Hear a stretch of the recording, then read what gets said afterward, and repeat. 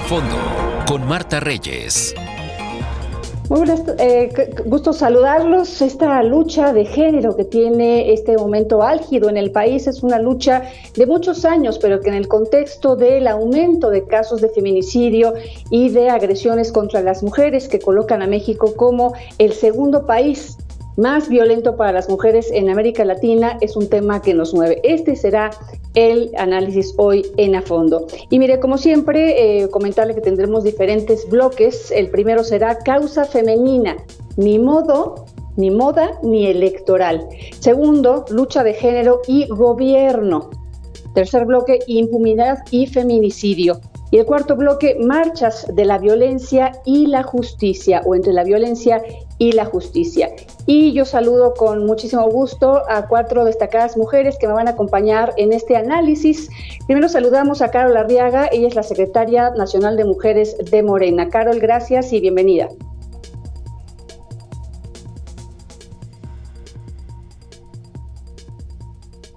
Muchas gracias.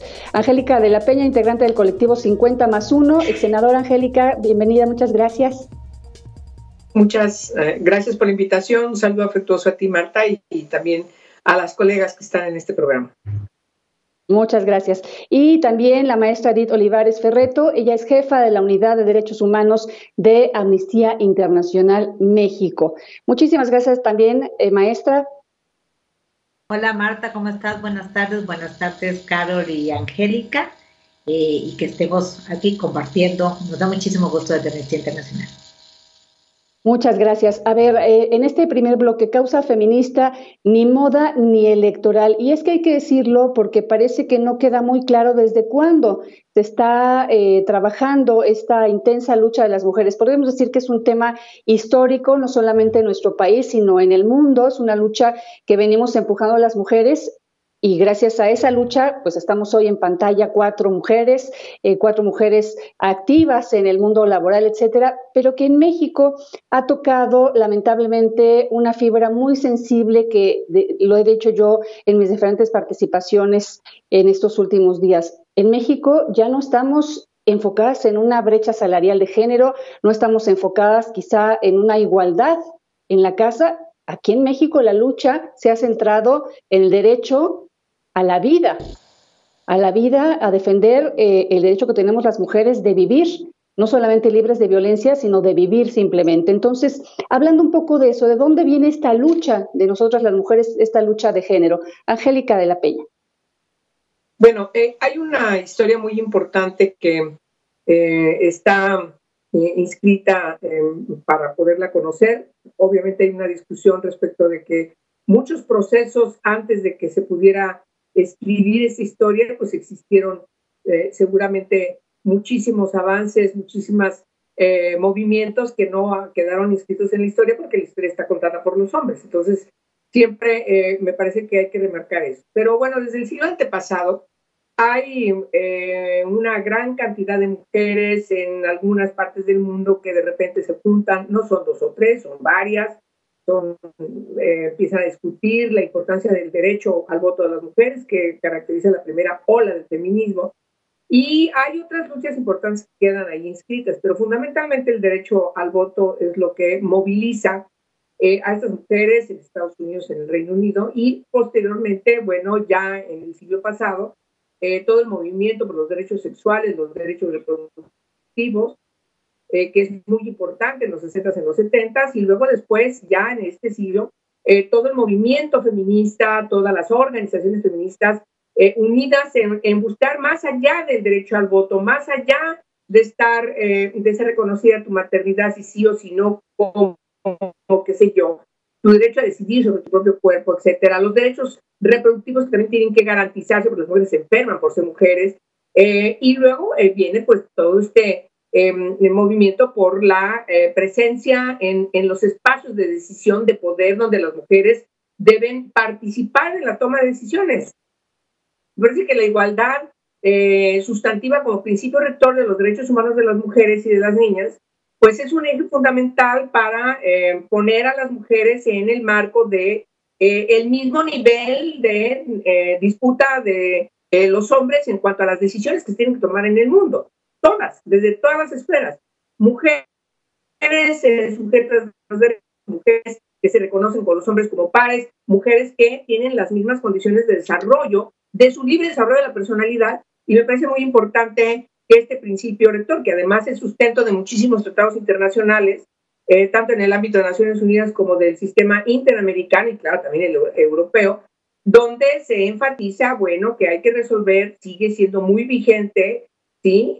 La discriminación de las mujeres por serlo, la violencia de las mujeres que son violentadas o asesinadas por serlo. Es decir, hay una determinación muy clara respecto de modificar el sistema patriarcal desde estas instituciones que siguen perpetuando la discriminación de las mujeres, las leyes, las relaciones comunitarias, las familias, la educación, etcétera, etcétera. Y bueno, la toma de decisiones en donde participen las mujeres, pues es muy importante que yo lo distinga, porque el caso de México,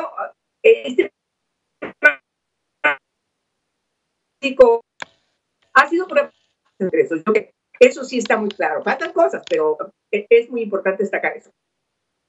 Sí, que aquí vemos esta historia, digo, este histórico que nos haces, ex senadora, miembro de 50 y más, y de repente dice uno, bueno, y entonces, ¿por qué o cómo fue que en México, en este mes internacional de la mujer, y el año pasado también la marcha fue exigiendo respeto a nuestra integridad física y respeto a la vida?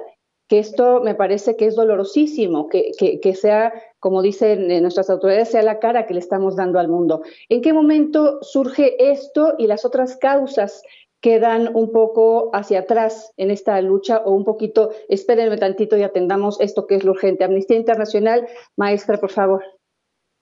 Sí, bueno, Marta, como bien dice Angélica, la lucha de las mujeres tenemos siglos de estar luchando por la igualdad, siglos, ¿no? Siempre bromeamos con que cuando se inventaron los derechos, pues se inventaron los derechos para los hombres, ¿no? Cuando se aprobaron los derechos humanos, fueron derechos que fueron aprobados para los hombres, y las mujeres tenemos siglos exigiendo que se nos reconozca como iguales a los hombres, ¿no? Al menos como iguales a los hombres, ¿no? Digo al menos porque tampoco a todos los todos los derechos.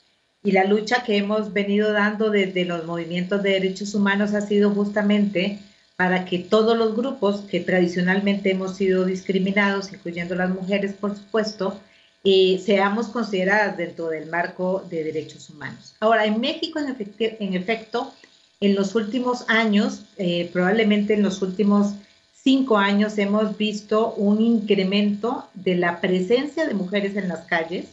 Ha sido un movimiento cada vez más, más de protesta en la calle, ¿no? El movimiento feminista en estos últimos años. Y como bien decías, Marta, algo que probablemente llame mucho la atención es que en los últimos años la exigencia de las mujeres en México ha estado muy centrada, en efecto, una parte en los derechos sexuales y reproductivos, y otra que tú has subrayado de una manera que me parece muy adecuada, que es ni siquiera vivir libres de violencia, sino por lo menos vivir, ¿no? Es decir, hemos llegado a tal punto en México de ineficiencia e indolencia del Estado frente a la violencia contra las mujeres, que estamos saliendo a la calle a exigir que el Estado nos garantice nuestro derecho a vivir, y bueno, agreguemos a vivir libres de violencia. Y a mí esta exigencia me parece que no es menor. Me parece que sí nos ubica y ubica a México en el contexto, digamos, de América Latina en particular, pero en el contexto mundial, en un punto crítico, y que lo hemos señalado, sé que es una pregunta más adelante, pero me parece importante señalarlo porque eso explica un poco o puede ayudarnos a entender un poco las formas que está adquiriendo la protesta feminista en México. Probablemente para algunas de las que estamos aquí, que somos de generaciones anteriores, no estábamos tampoco habituadas a protestas en donde hay tantísima acción directa, ¿no? Y a veces eso nos impacta a las que no participamos de la acción indirecta, o por lo menos que no participamos directamente de la acción directa. Pero creo que hay que reconocer que en efecto las mujeres en México estamos hartas, estamos bravas, y esa causa y ese enojo es absolutamente legítimo. Porque desde Amnistía Internacional lo hemos subrayado, el Estado mexicano nos ha fallado a las mujeres. Tenemos décadas de estar exigiendo una política pública eficiente que garantice nuestra vida, que garantice nuestra seguridad, y el Estado no nos está cumpliendo. Claro, que justamente hay que decirlo, tenemos décadas en la que el Estado no nos cumple.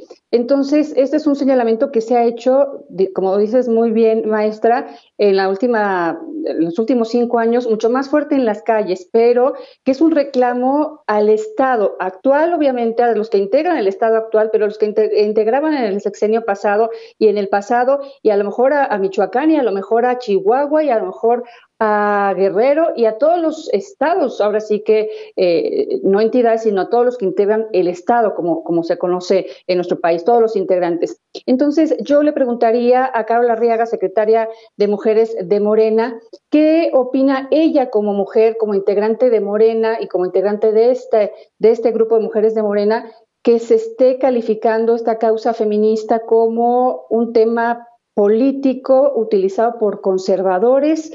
Y entonces a lo que la visión que nos llega es que se minimiza o se coloca en este cajón de que es contra o que es moda o que es electoral. ¿Cómo lo tomas, Carol Arriaga? ¿Qué tal, Marta? Mucho gusto.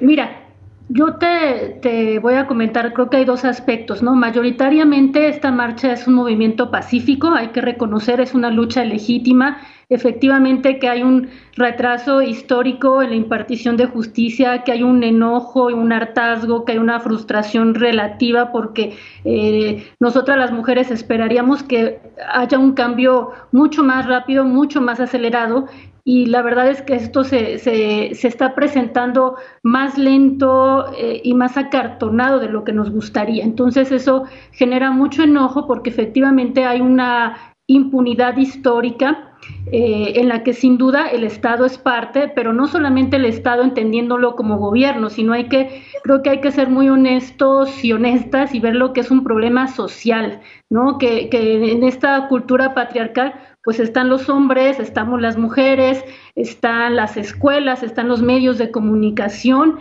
que también ejercen mucha violencia simbólica y que esto pues se ha estado perpetuando a lo largo de la historia. Y también hay que partir de que no hay hombres feministas, que nunca hemos tenido un gobierno feminista y que de pronto, desafortunadamente, yo me referiría más a un grupo más acotado, a una élite que ha tenido ciertos privilegios, toma esta lucha como una especie de maquillaje político para ponerse la palomita de miren, si soy feminista, si soy bueno y por eso voten por mí. Por una parte, y por la otra también, sí con fines electorales, ¿no? Entonces, creo que eso es lo peligroso porque se está buscando, se está pretendiendo instrumentalizar esta causa, pero sin duda creo que la mayor parte de las mujeres que salimos, porque me anoto, yo también asistí a la marcha un ratito el día de ayer, obviamente con medidas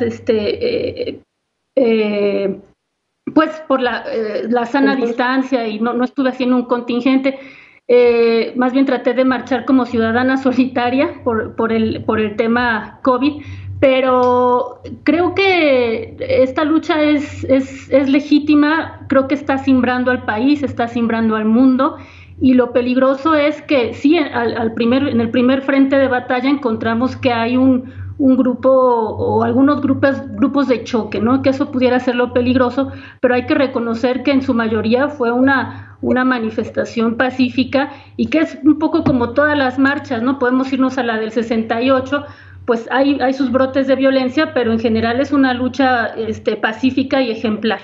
Y a mí me ha parecido que ha habido expresiones culturales muy interesantes en ese sentido. Sin duda, este muro que levantaron para cuidar Palacio Nacional es un emblema justamente de este grito de las mujeres a través de la cultura y de hacerlo pues un memorial para tantas y tantas y tantas mujeres asesinadas en este país. Creo que es una muestra clara de lo que dices. Aquí hay que decirlo, ha sido constante el discurso del presidente Andrés Manuel López Obrador de señalar justo lo que acabas de decir, Carlos Arriaga, es que hay un grupo, bueno, no, él no dice un grupo, dice los conservadores, están detrás de este movimiento feminista.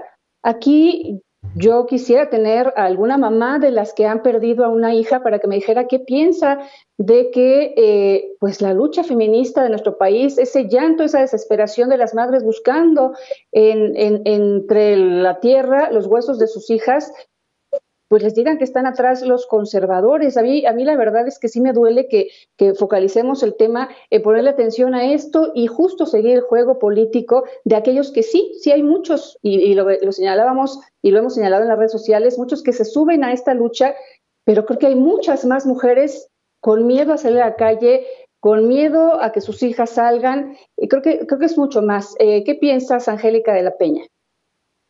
Bueno, en primer lugar, yo creo que hay que ser muy formales en el análisis diagnóstico de los hechos, no solamente las ocurrencias, porque si no fundamentas la causa que moviliza a las mujeres, entonces parecería que efectivamente está siendo utilizada con un propósito perverso. No es así, ¿eh?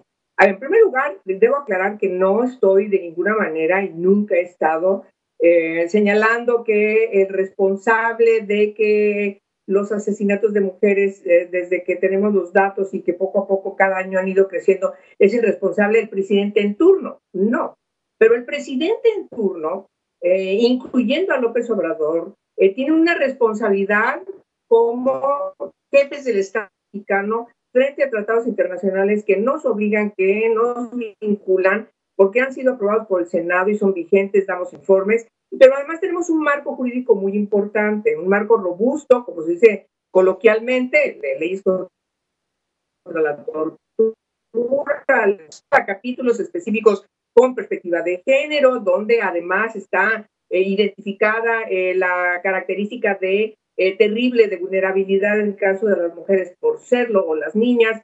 Y perdónenme, pero los datos del feminicidio son mucho más altos en el 19 que en el 20, y todo indica que, son más altos en el 20 que en el 19, y todo indica que este año van a ser más altos que el año pasado. Por eso, los datos ahí están, nadie los está inventando, son informaciones oficiales, y cuando tienes una actitud de un presidente de la República que minimiza, que deslegitima, que ningunea, que descalifica y nos dice a las feministas, perdón, yo no soy conservadora, quienes me conocen saben quién soy. Yo soy una feminista que todo el tiempo estoy estudiando, pero también he salido a la calle durante toda mi vida. Gobierne quien gobierne, y he estado señalando que deben tener responsabilidades los presidentes en turno. Yo estoy muy preocupada porque desde un espacio de poder propagandístico como es la mañanera, que tiene todo un sentido muy peculiar que nadie puede desconocer, está debidamente analizado, no somos nuevas ni tampoco chupamos el dedo, pues claro que tiene un cometido también de darle la vuelta a los problemas. Y los problemas, y lo que no ven las muchachas, a las chavas que hoy nos han estado dando lecciones a las que somos más grandes, más viejas, que hemos recibido esta estafeta y ahora se las damos a ellas, pues es que ciertamente hay impunidad. Lagarde definió el feminicidio como el asesinato de mujeres por serlo, pero además conlleva impunidad del Estado. Y perdón, el feminicidio en México está detrás de una gran impunidad del Estado. Y todos tienen responsabilidad. Los gobernadores, pero el presidente de la República, claro que la tiene también, no importa que sea materia del fuero común. Él no puede estar contestando así frente al reclamo justo de las mujeres, de las organizaciones, incluso hasta de su propio partido, porque he leído las cartas que han signado las feministas de Morena, frente, por ejemplo, a candidaturas como la de Félix Salgado Macedonio, en donde francamente, pues me parece que sí hay una actitud que le da la vuelta al problema grave que tiene México. Perdón, pero eso ahí me gustaría, perdón que te interrumpa, Angélica, me gustaría detenerme antes de tocar el caso Salgado Macedonio, que ha sido emblemático de esta lucha de género, pero me gustaría detenerme un poquito y pedirle a la maestra Edith tantita paciencia, porque quisiera que Carol Arriaga, secretaria de Mujeres de Morena, contestara a esto que señaló Angélica de la Peña respecto al jefe de Estado tomando o no este problema del feminicidio con esas cifras que da el secretariado, que da la Comisión de Atención a Víctimas, etcétera. ¿Qué contestas, Carol? Mira, creo que justamente estamos cayendo en el problema de ver como el responsable o el único responsable de este gran problema al presidente López Obrador. Y creo que aquí es cuando adquiere los tintes electorales, que nada conviene al movimiento y que nada nos va a permitir avanzar sobre la causa. Efectivamente, tenemos un gran marco normativo que honestamente pues no ha servido de mucho porque la violencia se ha incrementado. Creo que este en su momento fue un gran esfuerzo, sin duda, de muchas mujeres comprometidas, pero que ha faltado técnica para que, me refiero a técnica legislativa y a técnica de meterse al Código Penal, al Código de Procedimientos, y no nada más impulsar una ley general que de pronto de acceso a las mujeres a una vida libre de violencia, que de pronto hizo algunos ajustes que no han dado los resultados que se esperaban, hay que decirlo, y que sí, efectivamente, reitero, hay una deuda histórica, hay ministerios públicos que no tienen las habilidades, que no están capacitados, que es un problema de Estado. Sin duda el presidente tiene una parte de responsabilidad, pero no podemos decir todo el problema de feminicidios o de violencia es porque la culpa la tiene el presidente López Obrador y esto se ha incrementado. Yo no sé si la violencia hacia las mujeres se haya incrementado o no, la verdad creo que eso no lo podemos saber. Creo, sin embargo, o estoy convencida que cada día se registra más violencia y se visibiliza más lo que antes estaba muy normalizado. Y creo que eso es un avance.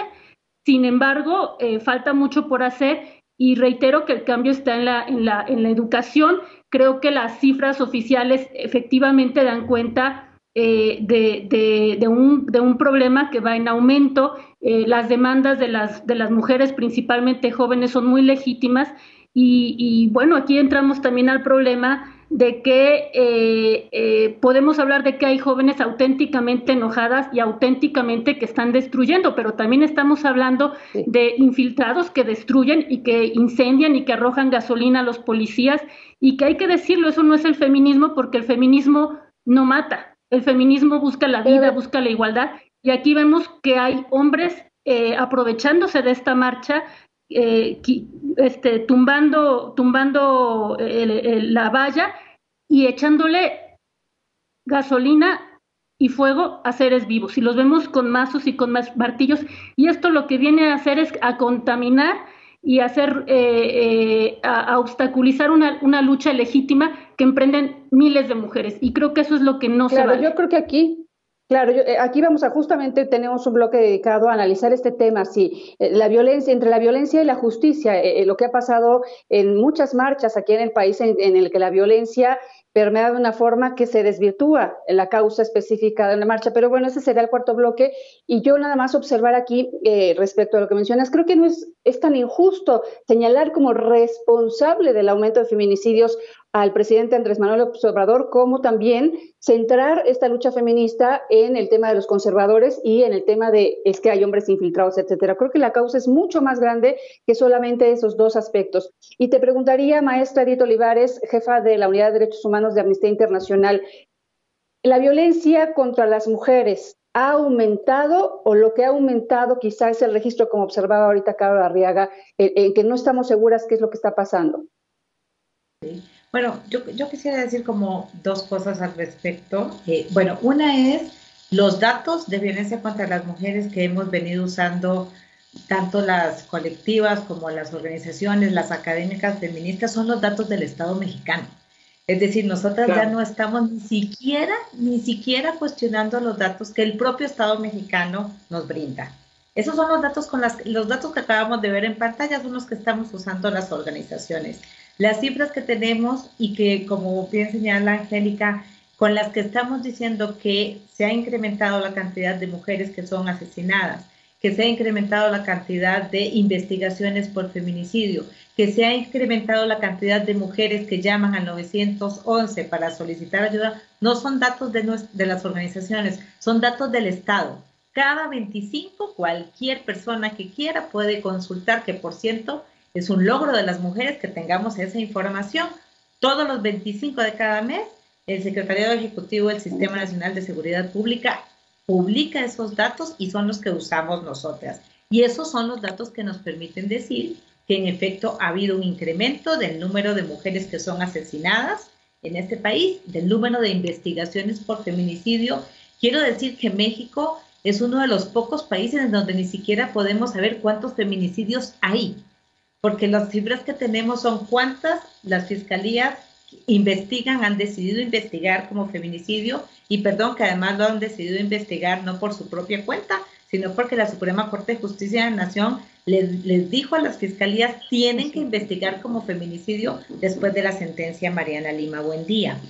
Entonces, claro, y hago este recuento para señalar también que es que las mujeres hemos tenido que estar empujando al Estado en todos sus niveles, por supuesto, al Poder Ejecutivo Federal, a de los gobiernos estatales, municipales, a los poderes legislativos y al Poder Judicial también. Hemos tenido que estarlo empujando para que cumpla los compromisos que el propio Estado se comprometió a cumplir, ¿no? Nosotros no estamos pidiendo cosas que el Estado no se haya comprometido a cumplir. El Estado mexicano, bueno, fue para, firmar la Convención de Belén do Pará, para suscribir también la CEDAW, y nosotros lo que estamos exigiendo es que cumpla. Y quisiera, perdón que me extienda un poquito, pero lo otro que me parece muy importante es que sí hay que tener cuidado con una narrativa que desacredita al movimiento de mujeres, ¿no? Y que se centra mucho más y pone mucho más el foco de atención en cómo se protesta y en actos que son aislados dentro de la protesta que en la causa de la protesta. Nosotras, en el informe que acabamos de publicar, que se llama La Era de las Mujeres, si alguien quiere consultarlo, una de las recomendaciones que hacemos al Estado mexicano, y me refiero a todos los gobiernos, es hay que salir a decir esta causa es legítima, que queremos oír a las autoridades y queremos oír al presidente de la República, a la secretaria de Gobernación, a la titular del Instituto Nacional de las Mujeres, a las presidentas de las comisiones de igualdad de género de todas las cámaras, a todos los gobernadores y la poca gobernadora y la gobernadora que hay, pues, salir a decir esta causa es legítima, estas mujeres tienen razón de salir a protestar, porque en este país nos asesinan, o sea, cada día 10 mujeres, y también quisiéramos que salieran, y lo recomendamos a salir a decir, estos mecanismos de protestas son legítimos y están protegidos por el Derecho Internacional de los Derechos Humanos. Son formas de protesta que la acción directa es una acción legítima y protegida por el Derecho Internacional de los Derechos Humanos. Centremos la narrativa en la causa de la protesta y no pongamos el foco en los actos aislados que efectivamente podrían parecernos violatorios de los derechos de algunas personas, ¿no? Bien. Porque cuando nos movemos solo hacia ahí, nos olvidamos de por qué las mujeres estamos protestando. Muy bien, con esto vamos a una pausa, maestra Edith Olivares, Angélica de la Peña, Carol Arriaga, estamos de regreso a auditorio en unos minutitos.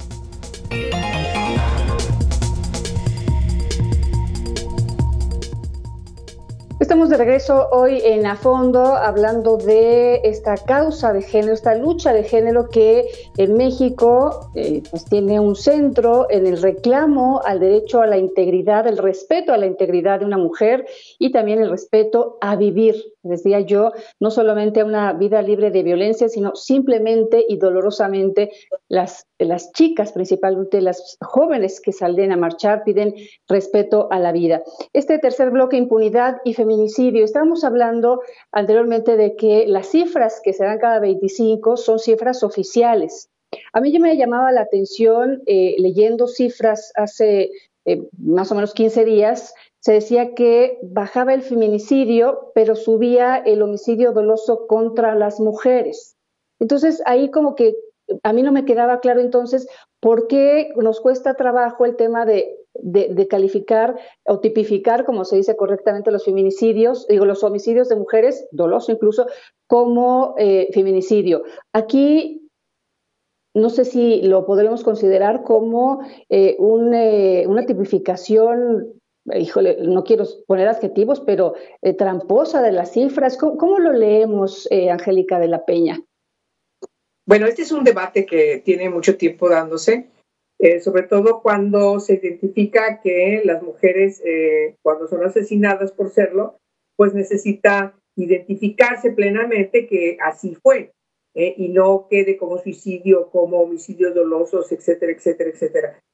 México tiene un problema.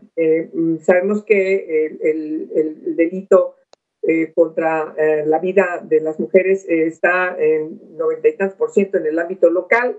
Necesitamos que el tipo penal de feminicidio tenga las nuevas características, no solamente en la parte sustantiva del código penal, sino también los procedimientos que tienen que tener una misma característica para poder fundar la parte sustantiva del código sustantivo, insisto, y en ese sentido también hay que unificar el tipo penal desde todos los códigos de procedimientos penales junto con el que tenemos a nivel federal. Es decir, si tenemos 32 interpretaciones, si tienes el federal y no coinciden, entonces sí tienes un problema en cuanto a la interpretación y la aplicabilidad de este marco jurídico que hay que cuidar.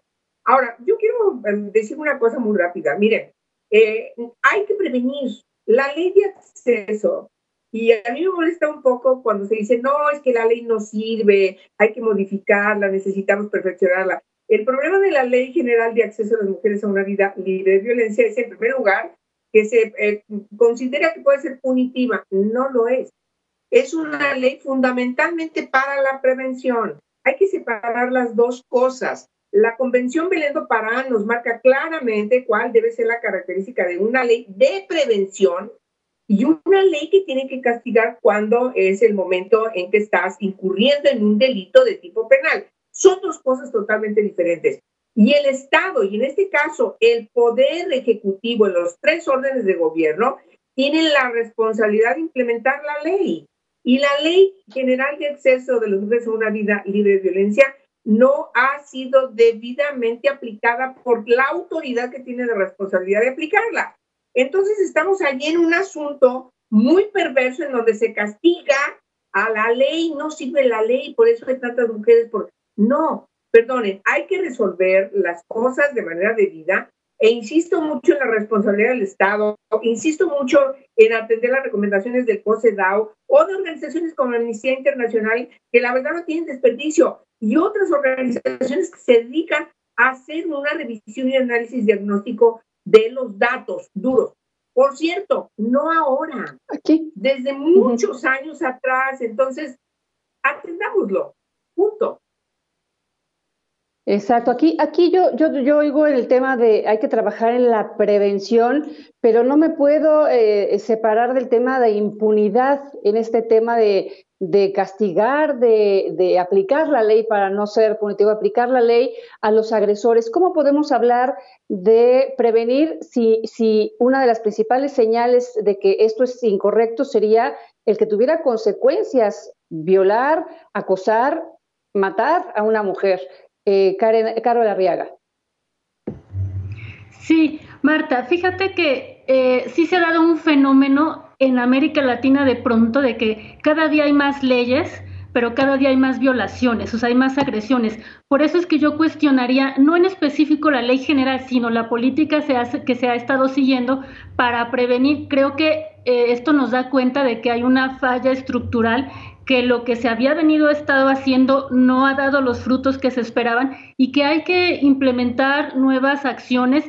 Yo creo que más que hacer una ley, se trata de ver los cómo, no las generalidades y decir, es tu obligación que no haya violencia contra las mujeres, es tu obligación prevenir, sino decir en qué forma se puede prevenir. Y partiendo de que México es un estado federal y que por lo mismo es muy difícil catalogar el feminicidio o que sea igual cómo se cataloga el feminicidio en el Código Penal Chiapas que en Nuevo León, por ejemplo, ¿no?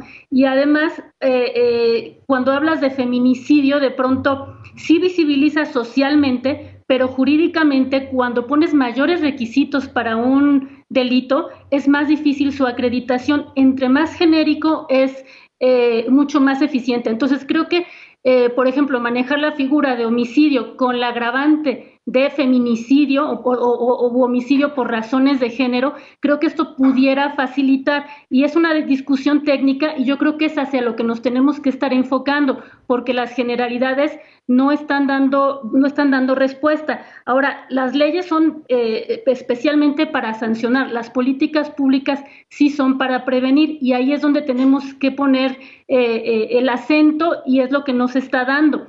Y obviamente tener cuidado de no manejarlo ni electoralmente ni como una moda, porque las mujeres no somos un botín de los partidos electorales ni de los grupos de poder, o sea, no somos un instrumento para que se estén dando con todo, ni tampoco somos una moda. O sea, este es un movimiento total y absolutamente legítimo que tiene que avanzar, pero también tenemos que avanzar con mucha responsabilidad, sin histrionismos mediáticos, que de pronto esto es lo que se ha dado. Yo coincido totalmente. Yo quisiera que le pusiéramos ahí, a lo mejor, Rostro, ¿a qué te estás refiriendo específicamente en este tema de impunidad, de aplicación de la ley y de creación de leyes? ¿O por qué sacamos este tema otra vez, Carol? No, es que si tú revisas la Ley General de Acceso a las Mujeres a una Vida Libre de Violencia, pues exacto, es una ley bastante general, y creo que debemos de trabajar en lo específico para poder realmente tener una efectividad. Y más que trabajar en leyes, yo lo que sí invitaría es a trabajar en la educación, a trabajar con los medios de comunicación, porque acabar con el patriarcado, pues necesitamos combatirlo desde la educación en la casa, desde la educación en la escuela y el cambio cultural, porque de pronto también dicen el Estado, y pareciera que se entiende el Estado únicamente como el gobierno, cuando en realidad el Estado somos también toda la sociedad en general. Y parte de estos grandes males, pues como sociedad tenemos una responsabilidad colectiva. Entonces sí es importante que trabaje el gobierno en los 3 órdenes de gobierno, pero también la sociedad es fundamental, y sobre todo medios de comunicación. A ver, Amnistía Internacional, parte de este estado, de esta sociedad, maestra Edith Olivares. Yo quisiera centrarme un poquito antes de responder directamente a Carol Arriaga en el tema sí tiene que ver, porque hay que hablar de la ley y de las políticas públicas. Sí dice uno a veces en México, pues las leyes están muy bien escritas, pero no se aplican. Pero por eso entonces dejamos las leyes. ¿Dónde está la traba para que no se siga el camino? Porque creo que todo es un engranaje en el que todos tendríamos que actuar en consecuencia de lo que nos toca para que realmente funcione. Pero ¿qué piensa Amnistía Internacional? Sí, bueno, yo empezando por el tema, digamos, del bloque que es la impunidad, yo creo que no hay nadie ni aquí, ni en esta mesa, ni en ninguna otra que pueda negar que uno de los gravísimos problemas en este país es la impunidad, no solamente en feminicidios, pero también, ¿no? En México, casi 99 de cada 100 delitos, no son cifras, insisto, nuestras, son cifras del propio Estado. Casi 99 de cada 100 delitos quedan impunes, o sea, prácticamente todos los delitos quedan impunes, y esto incluye... Es que está amarrado. ¿No? Y el tema de la impunidad es un tema no de cómo están hechas las leyes, sino de cómo opera el sistema de procuración de justicia en México. Y cuando hablamos del sistema de procuración de justicia, estamos hablando de todos los sistemas, digamos, de todos los sistemas de procuración de justicia, y las gravísimas deficiencias que hemos acumulado y que no hemos resuelto, ningún gobierno, en el sistema de procuración de justicia en México. Y yo quería, antes de pasar al tema de la ley, también comentar otra cosa, Marta, que preguntaba sobre las cifras, porque yo creo que esto es importante para entender qué es lo que pasa con las cifras y por qué vemos a veces un incremento en el número de investigaciones y a veces un decremento por feminicidios. Yo lo decía anteriormente porque sí creo que es un tema, digamos, sensible. Hay una cantidad de mujeres que son asesinadas, digamos que nosotros tenemos, perdón que me eche para atrás y si me pongo técnica me detienes, Marta, pero nosotros tenemos 2 grupos de cifras a través de las cuales podemos decir cuántas mujeres son víctimas, o nos acercamos a saber cuántas mujeres podrían ser víctimas de feminicidio y cuántas mujeres son asesinadas en el país, ¿no? Tenemos las cifras del Instituto Nacional de Estadística y Geografía, del INEGI, que tiene las cifras de las presunciones de defunción, ¿no? Y eso es el acta que levanta el médico o médica legista cuando encuentra un cuerpo, un cadáver, perdón, y dice, bueno, esta persona parece haber sido asesinada, ¿no? Y lo voy a decir así como un poco coloquialmente para que nos podamos entender porque son cifras raras, ¿no? Esas cifras del INEGI, que son defunciones femeninas con presunción de homicidio, tienen un retraso muy grande. Entonces esas cifras las conocemos como 2 años después de que las levanta cada médico, las médicas legistas, ¿no? Entonces, con esas cifras, hay especialistas que han calculado que aproximadamente, según lo que escriben los médicos legistas en el acta de defunción, aproximadamente la tercera parte de los asesinatos de mujeres en México tienen características que son, digamos, equiparables al tipo penal del feminicidio. Que yo me permito decir, en México, el tipo penal del feminicidio está bastante bien construido, tanto en el Código Penal Federal y en las otras legislaciones tenemos diferencias, pero tampoco son abismales diferencias, ¿no? Entonces, claro. ¿Qué dice el Código Penal? Cuando una mujer podemos decir que es asesinada por razones de género, y creo que sí es muy claro, dice, bueno, cuando había una relación de confianza entre esa mujer y el presunto femicida, ¿no? Cuando esa persona era conocida de ella en una relación laboral, familiar, personal, es importante porque eso es distinto a lo que sucede en muchos otros países en donde solo se habla de la relación de pareja, ¿no? En México está contemplado por razones obvias, porque aquí sí sucede que también a las mujeres las asesinan, como es, perdón, uno de los casos que nosotros acompañamos, el de Carla Pontigo, en donde la presunción podría ser una persona vinculada a su trabajo. Lo otro que dice es cuando hay exposición del cuerpo en la vía pública, algo que es característico de lo que sucede en México, ¿no? Cuando hay violencia sexual hacia en el cuerpo de las mujeres, y perdón que me ponga aquí como cruda, pero así es como asesinan a las mujeres, antes, durante o después del asesinato. Cuando hay lesiones infamantes o degradantes en el cuerpo de las mujeres. Es decir, hay una serie de características y tú puedes decir, eso que yo estoy explicando, que parece un poquito obvio, un agente del Ministerio Público promedio en México no lo puede distinguir. Y entonces, por eso, lo que empezó a suceder es que registraban como homicidio mujer, homicidio mujer. Y luego la familia empezaba a reclamar y decir, no, esto no fue un homicidio, esto es un feminicidio porque está en la vía pública o porque parece que fue el marido. Entonces querían reclasificar y se perdía evidencia. Entonces, la sentencia Mariana Lima justamente lo que procura es decirle, ¿saben qué? Mejor investiguen todos los asesinatos de mujeres como feminicidio. Abran la carpeta como feminicidio. Y si no se acredita, después lo reclasifican.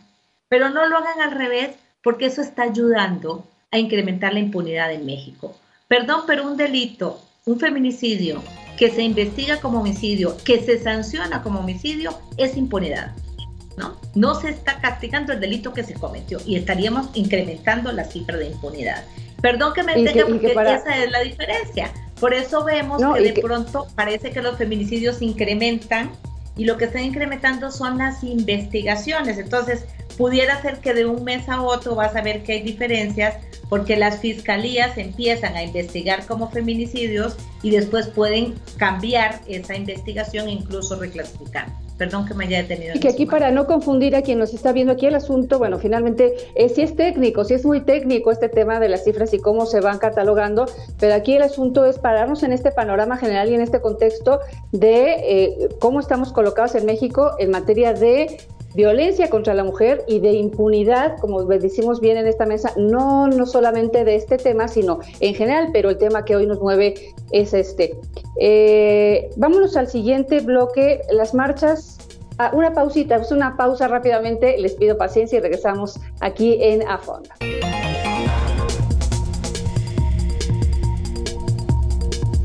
Marchas de la violencia y la justicia. Yo voy a pedirle a cada una de mis invitadas el día de hoy que me contesten esta pregunta. Solamente decir la violencia que se ha registrado en las marchas, este grupo llamado Bloque Negro que está presente en esta marcha del 8 de marzo, pero también lo estuvo diferentes grupos como estos anarquistas en marchas en otros sexenios, etcétera. ¿Se vale la violencia, se vale que de repente este grupo o algún grupo se salga de los límites que se llaman límites a nivel social. ¿Es válida este tipo de protesta, Angélica de la Peña? Un minuto, por favor. Bueno, primero yo plantearía la pregunta al revés. ¿Se vale que el Estado, el que tiene la responsabilidad de ser garante de la seguridad, de la paz, esté dando estas respuestas de poner un muro de acero, de minimizar una realidad y la impunidad de la violencia contra las mujeres? Me parece que esa parte es la que tendremos que estar contestándonos, porque el Estado está en el poder, ejerce el poder, y no puedes comparar una marcha y un pequeño grupo de 20, 30 o 40 chicas, más allá de que estén integradas como se ha integrado, con una decisión de un presidente de la República. Yo creo que hay que contextualizar y separar muy bien cuál es la responsabilidad de cada quien. E insisto yo mucho, bien, el presidente de la República tiene responsabilidad con el derecho internacional, con la Constitución, y por supuesto tiene que responderle además al derecho internacional de los derechos humanos sobre la aplicación de los tratados internacionales. ¿Qué es lo que va a responder México?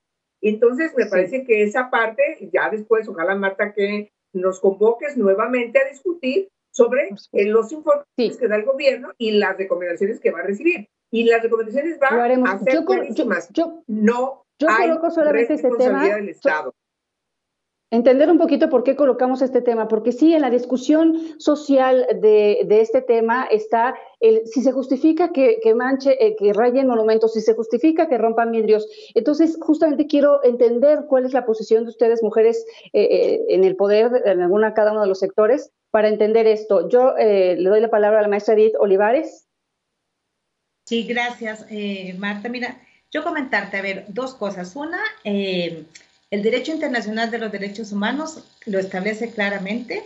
Las personas, hombres o mujeres, o cualquier personas de cualquier sexo, tienen derecho, está protegido por el derecho internacional de los derechos humanos, pintar consignas, intervenir monumentos, incluso romper cristales.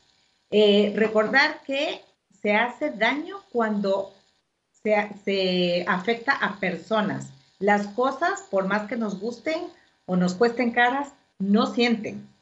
No siente el monumento, no siente un reloj carísimo tampoco, Y las cosas se hacen destrozos a las personas, y eso se llama acción directa y está protegido por el derecho internacional de los derechos humanos como libertad de expresión. El Estado puede intervenir cuando la acción directa puede provocar daños a personas, y esa intervención tiene que hacerla respetando también el derecho a la libre manifestación. Es decir, si el Estado va a intervenir, debe garantizar que las personas que no están participando de la acción directa o cuya acción directa no está haciendo daño puedan continuar expresándose. Y además tiene que garantizar los derechos de esas personas, y perdón que aquí me voy a detener un poquito porque lo que pasa en este país es inadmisible. Es decir, aquí hay mujeres a las que se detiene porque están pintando un monumento y terminan detenidas arbitrariamente o siendo víctimas de violencia sexual. Lo que nosotras hemos registrado en el informe La Era de las Mujeres, que documentamos 5 manifestaciones, son detenciones arbitrarias, amenazas de desaparición forzada, tortura sexual, violencia sexual hacia las mujeres, uso ilegal y excesivo de la fuerza. Eso es inadmisible, independientemente de que las personas estén cometiendo o no una falta. Yo invito, perdón, antes de dar la palabra, ahora que la tengo, a la audiencia que revise nuestro informe. Está en la página de Amnistía, que es www.amnistia.org.mx. Tenemos el informe que se llama La Era de las Mujeres, y tenemos también una petición llamando a las autoridades a respetar la libertad de expresión y reunión pacífica de las mujeres. Muy bien. Y Caro Arriaga, nada más aquí preguntarte, yo voy a tomar las dos cosas que nos acaban de decir nuestras dos invitadas para contextualizar la pregunta contigo. ¿Se vale un despliegue tan grande Palacio Nacional y los diferentes monumentos, etcétera, para una marcha de mujeres? ¿Y qué pasa con el derecho internacional en todo esto? ¿Cómo lo ves tú como mujer, como líder integrante de Morena y como miembro de esta Comisión de Mujeres? Claro que sí. Mira, yo creo que hay que distinguir dos cosas, ¿no? Una cuestión es la agresión y otra cosa es la defensa con fines inclusive de prevención, por una parte. Y por la otra también es necesario situar, yo estoy hablando de la marcha del 8 de marzo aquí en la Ciudad de México. De pronto creo que las acusaciones o el contexto que puso en la mesa Edith, parte de lo acontecido en Guanajuato, parte de lo acontecido quizá en Quintana Roo, pero creo que se está descontextualizando al decir que hubo tortura y agresiones sexuales en esta marcha, porque sí es muy delicado y hay que tener mucho cuidado en esta parte.